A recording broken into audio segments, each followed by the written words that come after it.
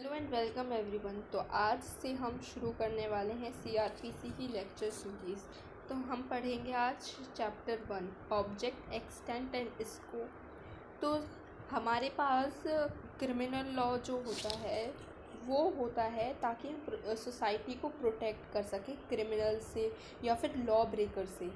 इसका हम इसलिए पनिशमेंट प्रिस्क्राइब करते हैं कोई भी क्राइम के लिए, ताकि कोई भी क्रिमिनल फ्यूचर में उस क्राइम को करने से बचे। तो हमारे पास दो तरह के क्रिमिनल लॉ होते हैं, एक सब्सटैंटिव क्रिमिनल लॉ होता है, एक प्रोसीजरल क्रिमिनल लॉ होता है। तो सब्सटैंटिव क्रिमिनल लॉ हमको क्या कहता है? सब्सटैंटिव क्रिमिनल लॉ ऑफेंसेस को डिफ़ाइन करता है और प्रिस्क्राइब करता है उनसे रिलेटेड पनिशमेंट। तो एग्ज़ाम्पल के लिए आईपीसी जो है वो हमारा सब्सटैंटिव क्रिमिनल लॉ है, जो हमको बताता है कि कोई भी एक्ट ऑफेंस कब आएगा जो इलीगल होगा, जो सोसाइटी को हार्म कर रहा होगा, और उसमें ऑफेंसेस दिए हुए हैं जैसे मर्डर, थेफ्ट, डेकॉइटी, रॉबरी। तो और उससे रिलेटेड उन ऑफेंसेस से रिलेटेड पनिशमेंट प्रिस्क्राइब करता है।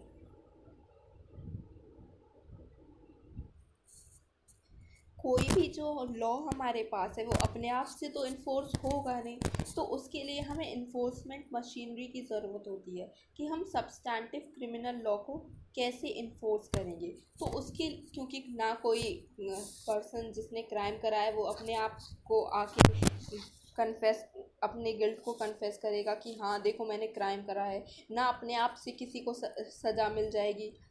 तो उसके लिए हमें इन्फोर्समेंट मैकेनिज़्म की ज़रूरत है, जिससे कि जो हमारे जो भी ऑफेंस कमिट हुआ है उसके अगेंस्ट हम पनिशमेंट को इन्फोर्स करवा सकते हैं।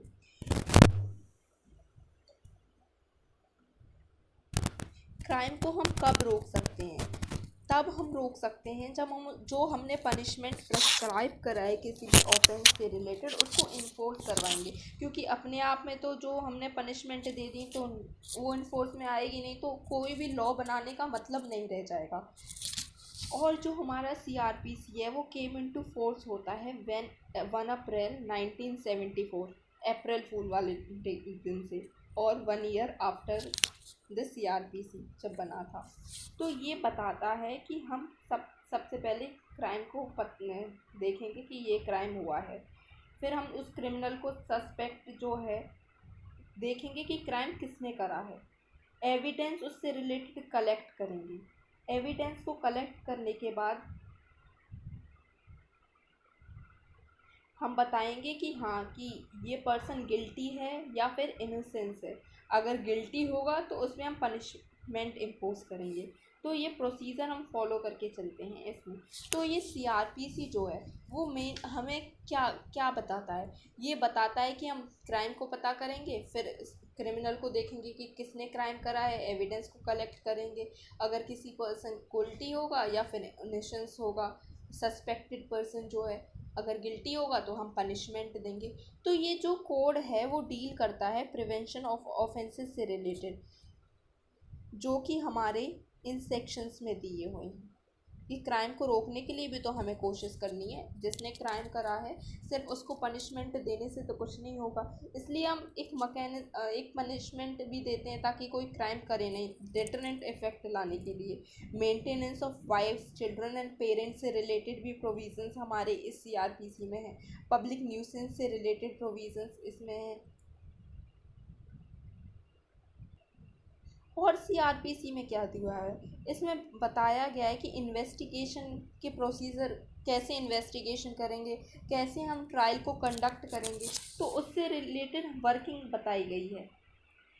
तो ये जो है क्रिमिनल प्रोसीजर्स है, इसका मेन रेलेवेंस क्या हो जाता है? ये आपको बताता है कि आपको रूल ऑफ लॉ के हिसाब से चलना है। अपनी मर्जी से आप नहीं चलोगे, अपनी मर्जी से इन्वेस्टिगेशन नहीं चलाओगे, अपनी मर्जी से आप ट्रायल कंडक्ट नहीं करोगे। जो आपको सीआरपीसी में दे दिया गया है उसके हिसाब से आप उस प्रोसीजर को फॉलो करेंगे। और ये जो हमारा सीआरपीसी है ये complementary of the substantive criminal law है। ये क्योंकि जो हमारे में सब्सटैंटिव क्रिमिनल लॉ में हमको पनिशमेंट बता दी गई, ऑफेंसेस के बारे में बता दिया गया, तो उस पनिशमेंट को किस प्रोसीजर के थ्रू हम इम्पोज करेंगे ये हमको सीआरपीसी बताता है।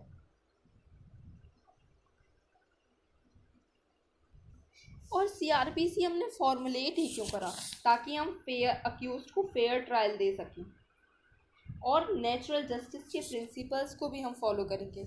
हम दोनों पक्ष की बात सुन के निर्णय लेंगे और हम सारे पॉसिबल एफर्ट्स करेंगे जिससे कि देरी ना हो ट्रायल कंडक्ट करने में, इन्वेस्टिगेशन में, क्योंकि जस्टिस डिलेड जस्टिस डिनाइड। आप जितना देर करते हो जस्टिस देने में तो उस जस्टिस का कोई मतलब रह नहीं जाता है। फॉर एग्ज़ाम्पल, अब मुकदमा चल रहा है, अब वो 30 साल तक चलते ही जा रहा है, चलते ही जा रहा है, वो पर्सन मर भी गया तो उसको आप पनिश भी नहीं कर सकते, तो ये डेटरेंट भी नहीं क्रिएट करेगा। फ्यूचर क्रिमिनल्स जो होंगे वो आगे क्राइम करने का उन्हें बढ़ावा मिल जाएगा ऑब्वियसली, अगर पनिशमेंट नहीं हम देंगे तो। और जो प्रोसीजर है ये ऐसा नहीं होना चाहिए जिससे कि पुअर जो हैं उनके लिए कुछ मतलब उनको लॉस हो। तो ऐसा नहीं है कि इकोनॉमी की वजह से वो कोर्ट की ना अप्रोच कर सकें, तो हमको दो सारे लोगों के लिए इक्वालिटी भी एक तरह से क्रिएट करनी है। हमको सारे पॉसिबल एफर्ट्स करने हैं कि जो जिसके भी राइट का वायोलेशन हुआ है या जो भी विक्टिम है उसको पूरा जस्टिस मिले। तो इसका टेरिटोरियल एक्सटेंट कहाँ तक है, ये जो है वो पूरे इंडिया पर लागू होता है। सबसे पहले ये जम्मू कश्मीर पे नहीं अप्लाई करता था, लेकिन अब करता है। तो ये जम्मू कश्मीर पे जो शेड्यूल 5 है, जम्मू कश्मीर रीऑर्गेनाइजेशन एक्ट 29 का शेड्यूल 5 और एक्सप्लेनेशन जो है शेड्यूल 5 एंड उसका जो टेबल में पॉइंट है 9, उससे ये सीआरपीसी जो है जम्मू कश्मीर पर भी एप्लीकेबल हो गई है। तो ये होल ऑफ इंडिया पर एप्लीकेबल है। चैप्टर 8, 10 और 11 हैं, ये नागालैंड और ट्राइबल एरियाज़ पर नहीं अप्लाई करेंगे, लेकिन अगर स्टेट गवर्नमेंट चाहे तो वो नोटिफिकेशन के थ्रू इन चैप्टर्स के प्रोविज़न्स को भी अप्लाई कर सकती है, या तो पार्ट पर अप्लाई कर सकती है या पूरी स्टेट पर ही अप्लाई कर सकती है, या कुछ मॉडिफिकेशंस के साथ भी अप्लाई कर सकती है। और ट्राइबल एरियाज़ कौन से होंगे, जो हमको शेड्यूल 6 में दिए गए हैं कॉन्स्टिट्यूशन के। कोड जो है इन एरियाज़ में एप्लीकेबल नहीं है, इन्फोर्स में नहीं है, लेकिन जो प्रोसीजर है वो हम फिर भी स्पिरिट ऑफ द कोड के अकॉर्डिंग ही फॉलो करेंगे। प्रोविज़न्स को हम एज इट इज़ अप्लाई करें चाहे नहीं करें, लेकिन जो कोड की स्पिरिट है, जैसे कि फेयर ट्रायल कंडक्ट करेंगे, नेचुरल जस्टिस के प्रिंसिपल्स को फॉलो करेंगे, और हम ऐसा पॉसिबल एफर्ट्स करेंगे कि जिससे कि डिले ना हो, और पुअर को नेग्लेक्ट नहीं करेंगे, उनको भी सुना जाएगा। उसकी स्पिरिट को हम नहीं छोड़ेंगे, रूल्स को हम फॉलो कर रहे हैं चाहे नहीं कर रहे हैं, लेकिन स्पिरिट को ज़रूर फॉलो करेंगे। रूल्स जो है वो अप्लाई नहीं करते हैं, लेकिन जो अथॉरिटीज़ हैं वो फिर भी इन रूल्स के अकॉर्डिंग ही गवर्न होंगी। ऐसा नहीं है कि अथॉरिटीज़ जो है वो अपनी मर्ज़ी के हिसाब से, अपनी मर्ज़ी के रूल्स के हिसाब से ही एक्ट करी जा रही हैं। उनको सारे जो फेयरनेस के प्रिंसिपल्स हैं आर्टिकल 21 में जो है कि फेयर इन्वेस्टिगेशन करना है, फेयर ट्रायल कंडक्ट होगा, ये सब उनको फॉलो करना पड़ेगा इस कोड के अकॉर्डिंग ही।